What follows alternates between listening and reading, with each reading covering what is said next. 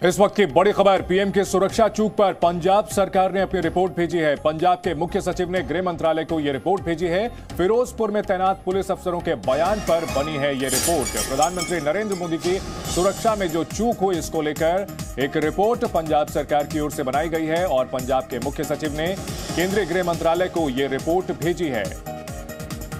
पंजाब गए थे प्रधानमंत्री नरेंद्र मोदी और रैली पर जाने के दौरान एक फ्लाईओवर पर उनके काफिले को रोका गया। 20 मिनट तक उनका काफिला वहां पर रहा और आखिरकार वापस लौटना पड़ा। इस दौरान प्रदर्शनकारी बेहद नजदीक आ गए थे। इस बड़ी चूक को लेकर के अब पंजाब सरकार ने रिपोर्ट तैयार की है और गृह मंत्रालय को भेजी है।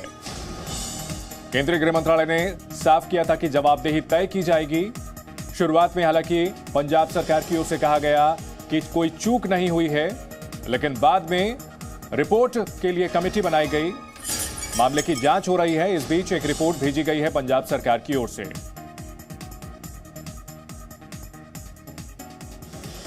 इसी बीच एक और बड़ी खबर आ रही है। केंद्र सरकार अब पंजाब पुलिस के उन पुलिस अफसरों पर जल्द कार्रवाई करेगी जो पीएम की सुरक्षा चूक के मामले में जिम्मेदार हैं। सूत्रों के मुताबिक एसपीजी एक्ट के सेक्शन 14 के तहत इन अफसरों पर कार्रवाई हो सकती है। इसको लेकर अब कानूनी राय ली जा रही है।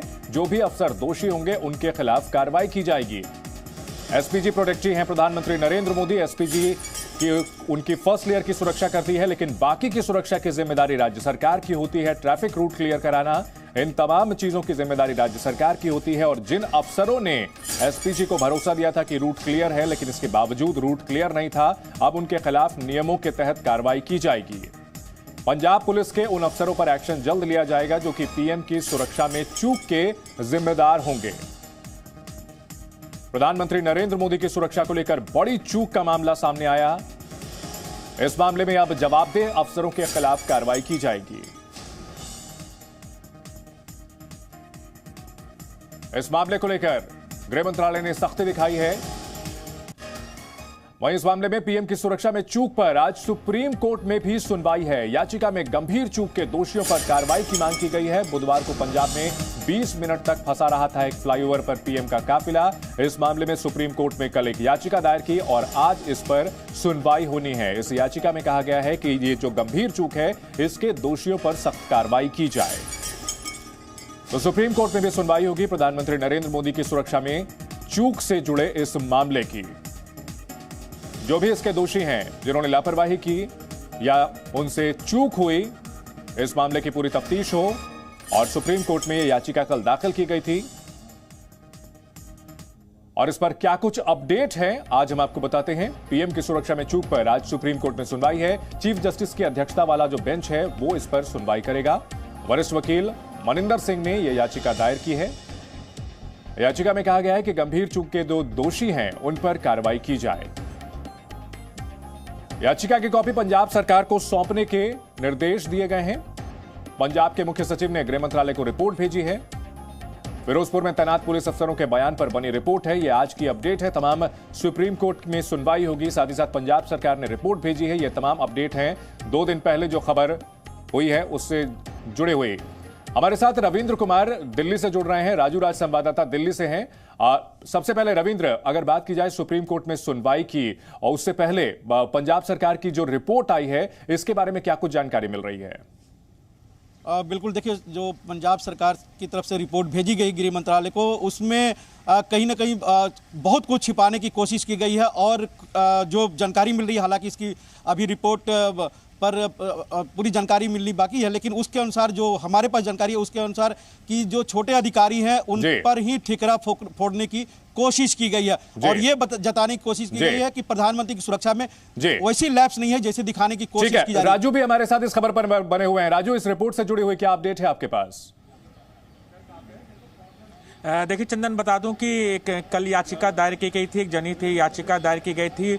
सीनियर वकील मनिंदर सिंह ने याचिका दायर की, जिस याचिका में जिक्र इन बातों का किया गया था कि जो भी लापरवाही बरती गई है, उनके खिलाफ सख्त से सख्त कार्रवाई की जाए। इसके अलावा ऐसी गलती दोबारा न हो, इसके लिए आश्वस्त किया जाए। और एक कॉपी सुप्रीम कोर्ट की तरफ से एक कॉपी राज्य सरकार को देने को कहा था। आज कुछ देर के बाद, यानी 10 बजे के करीब इस पूरे मामले में 10:30 बजे के करीब इस पूरे मामले में सुनवाई सुनवाई शुरू हो जाएगी और देखना होगा कि सुप्रीम कोर्ट की तरफ से क्या निर्देश दिया जाता है। चीफ जस्टिस एनवी रमन्ना की अध्यक्षता में यह सुनवाई शुरू होनी है और वर्चुअल तरीके से सुनवाई होनी है। लेकिन एक सबसे महत्वपूर्ण बात है कि जिस याचिका में जिक्र की गई कि जो चूक हुई है उनकी जवाबदेही निश्चित तौर पर जवाबदेही निश्चित तौर पर तय की जानी चाहिए। रविंद्र, ऐसी खबर आ रही है कि केंद्र सरकार कड़ी कार्रवाई कर सकते हैं, बड़ी कार्रवाई कर सकती है, क्या कुछ इसको लेकर जानकारी मिल रही है?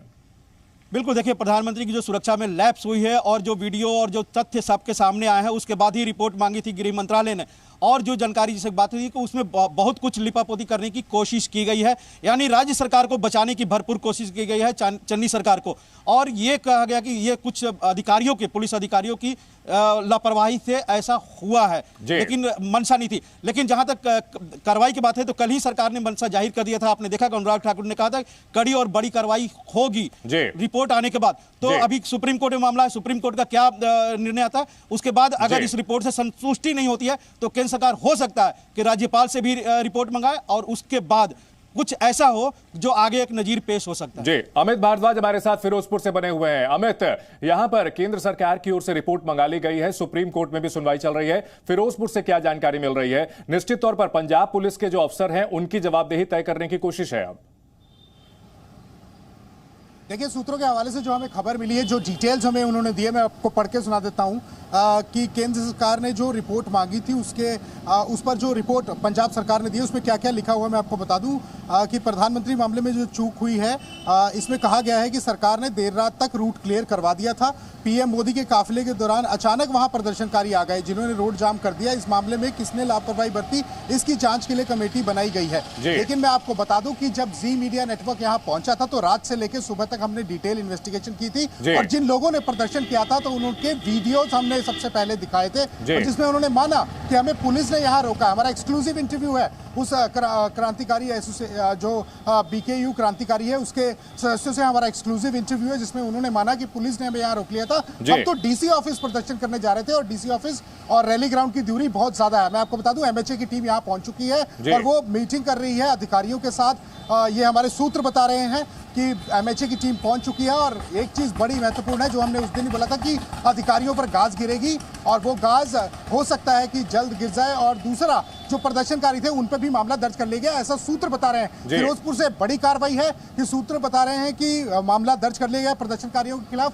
हमने जो इन्वेस्टिगेशन की थी वो बिल्कुल प्योरली सामने रख दी थी, उसी के बाद सारे खुलासे हुए और चन्नी का झूठ भी है वो उजागर हो गया था कि यहाँ पर अचानक प्रदर्शनकारी आ गए। रविंद्र, अगर बात की जाए पंजाब सरकार की रिपोर्ट की तो इसमें कमोबेश वही बातें हैं जो कि चन्नी ने पहले दिन कही थी। उन्हीं बातों को जो है अब कलमबद्ध करके एक डॉक्यूमेंट की शक्ल में भेज दिया गया है।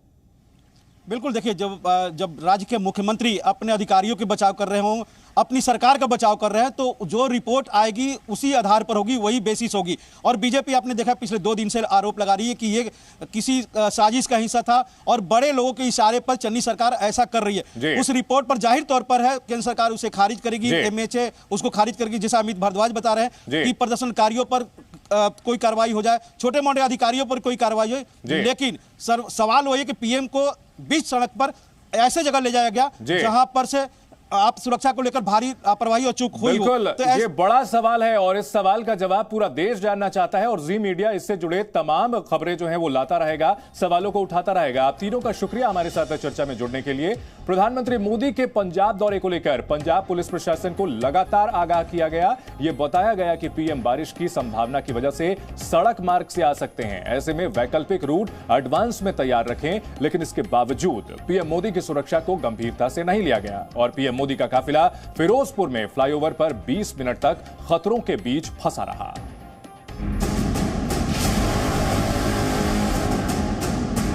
देश के प्रधानमंत्री का काफिला एक फ्लाईओवर, सुरक्षा में सेन और 5 बड़े खतरे। पंजाब के फिरोजपुर में प्रधानमंत्री नरेंद्र मोदी का काफिला एक फ्लाईओवर पर 15 से 20 मिनट तक फंसा रहा। इस दौरान जो भी तस्वीरें आई वो ये दिखाती हैं कि पीएम की सुरक्षा को लेकर ये खतरा कितना बड़ा था।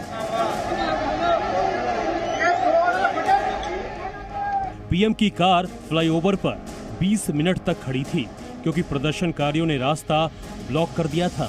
इसका मतलब था कि पीएम के रूट की जानकारी लीक हुई थी। इस दौरान एसपीजी के जवान सुरक्षा घेरा बनाकर पीएम की कार के पास तैनात थे। एक जवान असॉल्ट राइफल के साथ गाड़ी के आगे खड़ा दिखाई दे रहा है। हमले की स्थिति में तुरंत एक्शन के लिए पीएम की सुरक्षा में ये शार्प शूटर तैनात होते हैं। एसपीजी के बाकी जवान पीएम की कार के दाईं और बाईं तरफ खड़े थे और हर जवान अलग अलग दिशा में देख रहा था ताकि कहीं से भी कुछ भी संदिग्ध हरकत का अंदेशा हो तो एक्शन लिया जा सके।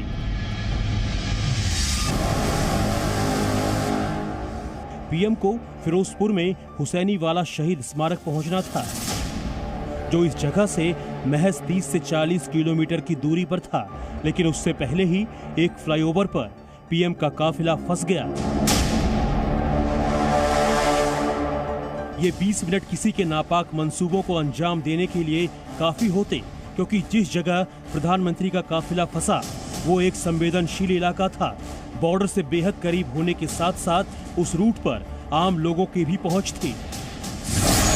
खतरा नंबर 1, ड्रोन एयर स्ट्राइक। तस्वीर देखिए, पीएम का काफिला एक फ्लाईओवर पर है, सामने प्रदर्शनकारियों की भीड़ है और जिस तरह से पिछले दिनों पंजाब में सीमा पार से आए संदिग्ध ड्रोन पकड़े गए हैं, बल्कि फिरोजपुर में ही बीते दिसंबर में बीएसएफ ने एक ड्रोन पकड़ा था। ऐसे में इस बात को नजरअंदाज बिल्कुल नहीं किया जा सकता कि कल भी ऐसा कुछ हो सकता था।